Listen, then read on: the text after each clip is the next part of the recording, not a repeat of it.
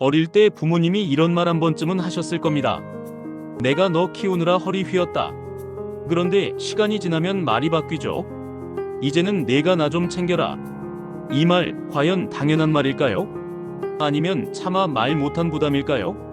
오늘의 배틀 토론, 자식에게 기대는 노후는 당연한가, 부담인가? 웃으면서 시작하지만 끝에는 마음이 조금 묵직해질지도 모르겠습니다. 라운드 1. 부모와 자식의 관계는 무엇인가? 부모와 자식의 관계를 요즘은 너무 쉽게 독립된 개인이라는 말로 정리합니다. 하지만 부모 세대는 자기 인생을 온전히 선택할 수 있었던 세대가 아닙니다.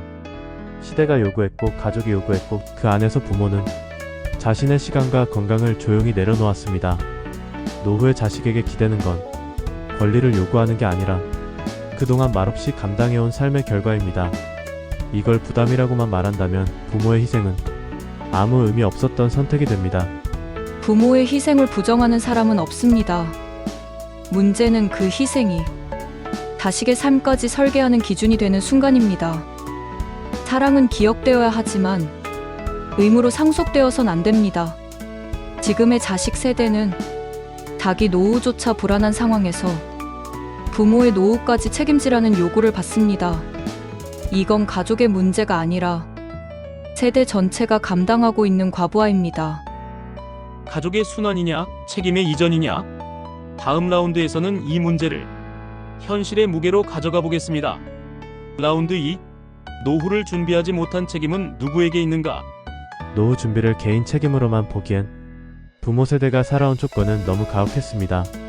먹고 사는 것 자체가 목표였던 시대, 저축보다 생존이 먼저였던 시대를 지금의 기준으로 평가할 수는 없습니다.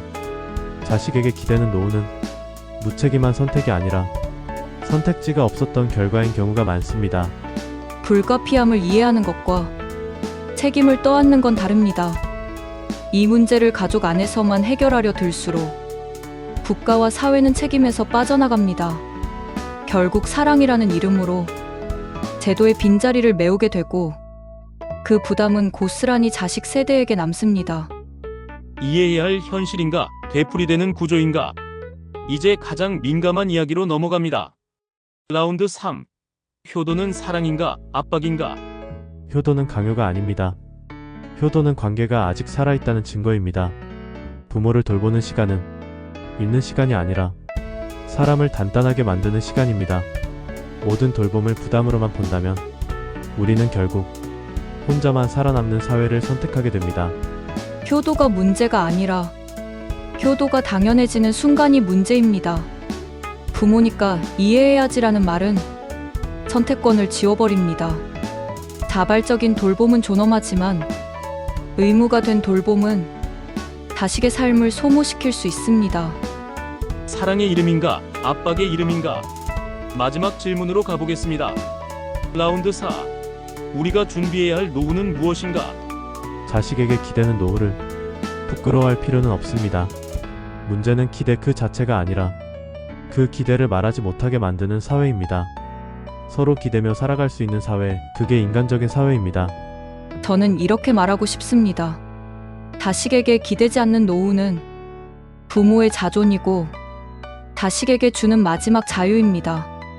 사랑은 기대가 아니라 선택으로 남을 때 가장 오래 갑니다. 오늘의 배틀 토론 재미있게 들으셨나요?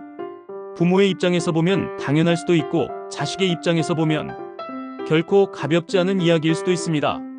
정답은 하나가 아닐지 모릅니다. 하지만 분명한 건 이 문제를 외면할수록 누군가는 혼자 감당하게 된다는 사실입니다. 여러분은 어떻게 생각하시나요? 자식에게 기대는 노후, 당연한가요? 아니면 부담인가요?